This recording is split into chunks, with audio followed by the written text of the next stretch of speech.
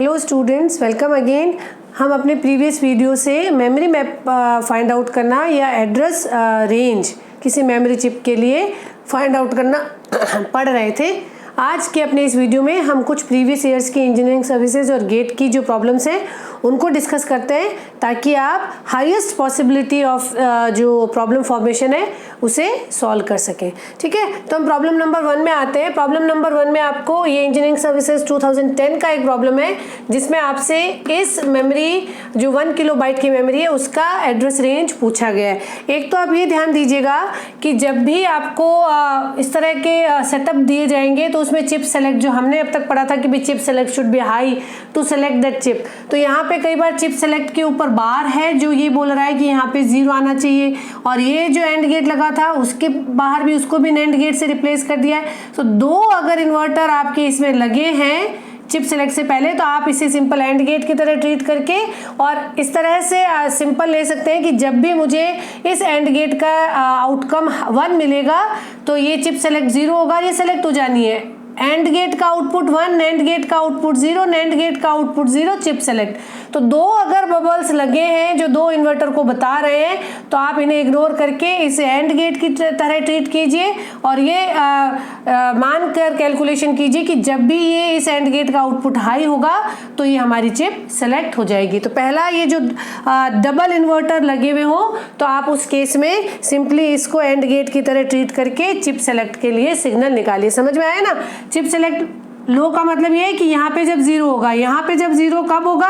जब इस and gate का आउटपुट 1 होगा, है ना। ये दो जो इन्वर्टर, 2 जो बबल है वो ये सिग्निफिकेंस शो करते हैं।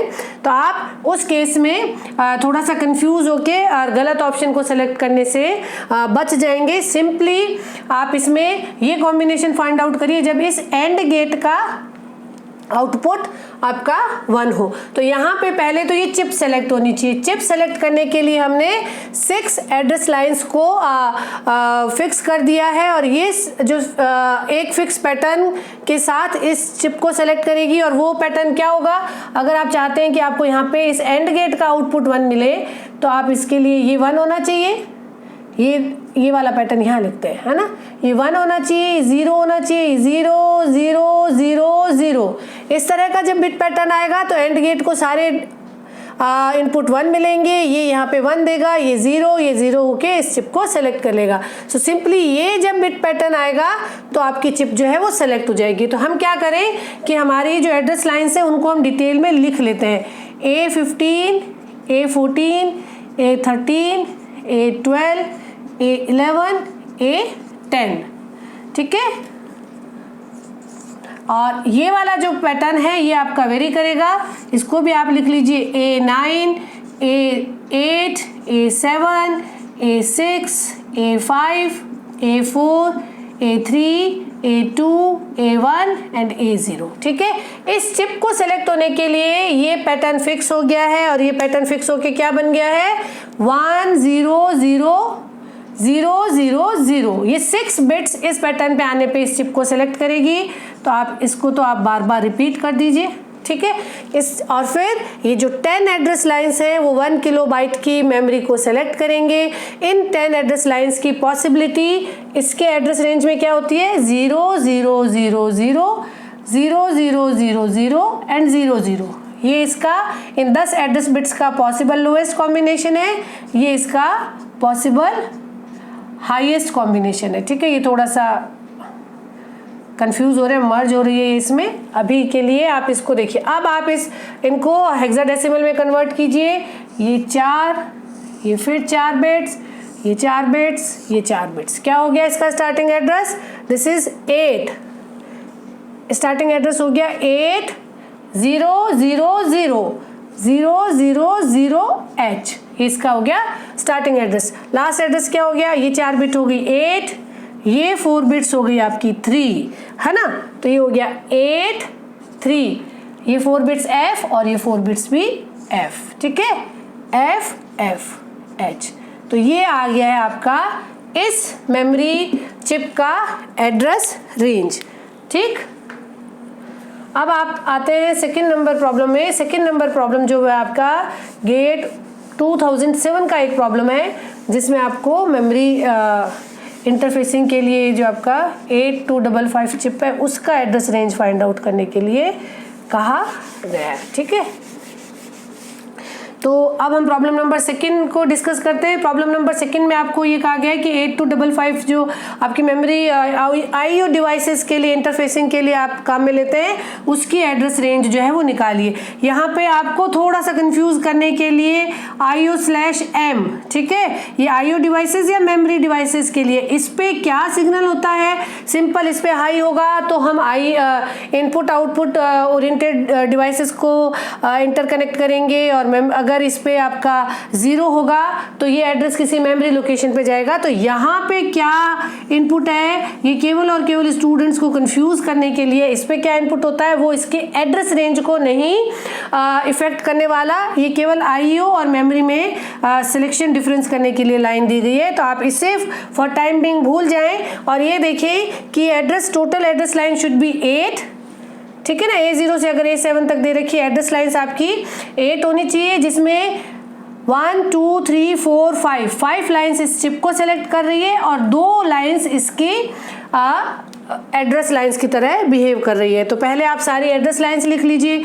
A7 A6 A5 A4 A3, यहाँ तक की लाइन चिप सेलेक्ट में काम आई। A1 और A0 इसमें काम आई। A2 जो है वो अनयूज्ड डोंट केयर टर्म हो गई है यहाँ पे, तो A2 जो है वो आपकी डोंट केयर टर्म है, उसको आप 0 भी लिखेंगे एड्रेस निकालेंगे, 1 भी लिखेंगे और एड्रेस निकालेंगे। ये आपकी आ गई A1 और A0। इस चिप को सेलेक्ट होने के लिए all these bit should be 1 1 1 1 1 1, ठीक है। और ये आपका इनिशियली आप इसे मानेंगे 0 और ये रेंज हो सकती है 0 0, ठीक। फिर ये 0 ही रहेगा, इसकी रेंज हो सकती है 1 1, ये आपकी एड्रेस फिक्स है, ठीक है ना, ये कॉम्बिनेशन फिक्स रहेगा। नेक्स्ट कॉम्बिनेशन में क्या होगा, A2 में भी 1, ये 0 0 हो सकता है और ये 1 1 हो सकता है, ठीक है। अगर इन बिट पैटर्न्स में से हम लोएस्ट पैटर्न मेमोरी एड्रेस पता लगाएं जिसमें ये इस चिप को सेलेक्ट करेगा और वो एड्रेस रेंज जहाँ पे आपको ये डिवाइस ये वाला सेक्शन जो है वो एड्रेस हो जाएगा, वो ये रहेगा।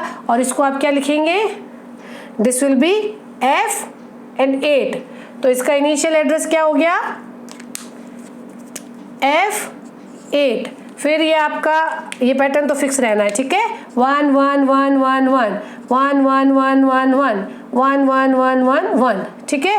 फिर ये F11 हो गया, तो FB पे भी ये इसी को सेलेक्ट करेगा, ये हो गया FC, तब भी ये इसी को सेलेक्ट करेगा। और ये क्या हो गया आपका FF, ठीक, तब भी आपकी ये जो 8255 है ये सेलेक्ट होगी और इस एड्रेस रेंज में भी ये आईओ डिवाइस के साथ आपका इंटरफेसिंग प्रोवाइड कर सकता है। तो इस आपकी मेमोरी चिप का ये जो इंटरफेसिंग आपकी चिप है उसका एड्रेस हो गया F8 से लेके FF तक, ठीक है ना। ये आपकी हो गई सेकंड प्रॉब्लम। अब आते हैं हम प्रॉब्लम नंबर 3 में, जो फिर एक गेट का ही प्रॉब्लम है, प्रीवियस ईयर्स के गेट के क्वेश्चन पेपर में से है। यहाँ पे 2 स्टेप में आपको चिप सेलेक्ट जो है वो सिग्नल ओरिजिनेट किया गया है। पहले आपकी एक चिप ये है, इसका चिप सेलेक्ट सिग्नल है और इसका एक पर्टिकुलर आउटपुट लाइन इसको सेलेक्ट करता है। ये है आपको इस 1 किलोबाइट की मेमोरी का एड्रेस रेंज निकालना है। पहले आप ध्यान दीजिए कि ये वाली जो मेमोरी है या ये वाली जो चिप है कब सेलेक्ट होगी, जब ये तीनों लाइन्स 1 हो। तो आप A15 A14 A13, ठीक, ये लाइन्स आपकी फिक्स है, दे शुड बी ऑलवेज 1 1 1। फिर आती है A12 A11 और A10, ठीक। फिर उसके बाद में आपकी आ जाएगी A9 A8 A7 A6 A5 A4 A3 A2 A1 and A0, ठीक। यहाँ पे हम ये बोल रहे हैं कि ये चिप सेलेक्ट होगी जब ये 3 1 1 1 हो। उसके बाद ये क्या पॉसिबिलिटीज होल्ड कर सकते हैं, ये A10 से A11 तक क्या क्या वैल्यू हो सकती है, 0 0 0 से लेके 1 1 1 तक हो सकती है। तो इसकी 3 एड्रेस लाइन्स है इस चिप की, इसकी 3 एड्रेस लाइन्स में से जो 4th जो 4 नंबर पे, ठीक है ना, आपकी आउटपुट है वो इसको सेलेक्ट कर रही है। ये हाई कब होगा, इसका मतलब ये कि जब ये I4, ये I0 और ये I4 और ये I7, जब I4 लाइन आपकी हाई है तो ये चिप सेलेक्ट हो रही है। I4 लाइन होने के लिए आपका ये कॉम्बिनेशन क्या होना चाहिए, 1 0 0, ये होगा ना, तभी आपकी I4 लाइन हाई होगी। तो ये वाला कॉम्बिनेशन भी फिक्स हो गया है कि कब हमारी ये जो सेकंड चिप है वो सेलेक्ट होगी। तो यहाँ तक का पैटर्न आपका फिक्स रहेगा, तब आपकी चिप सेलेक्ट होगी। उसके बाद ये जो 10 बिट्स हैं, ये बिट्स आपकी ऑल 0 से ऑल 1 के बीच में वेरी करेगी। तो हम इसको ऑल 0 लिखें, 10 बिट्स 0 0 0 0 0 0 0 0 0 एंड 0 0, 10 बिट्स हो गई। फिर उसके बाद आप ये पैटर्न वापस रिपीट करेंगे, ये पैटर्न आपका वही रहेगा, but this will be all 1, है ना, ठीक है। अब आप इनको डिकोड कीजिए कि क्या इनका पैटर्न बन जाएगा। This is 0, this is 0, this is again 0 and this is F। तो स्टार्टिंग एड्रेस क्या हो गया इसका, F0 0 0, और इसका अगर लास्ट एड्रेस निकालें तो this is F, this is again F, but this is 3, ये 3 पैकेट्स 3 बना रहे हैं। ये थोड़ी डिस्टेंस जो है सिमिलर नहीं रही है, लेकिन आप समझ पा रहे हैं आई थिंक।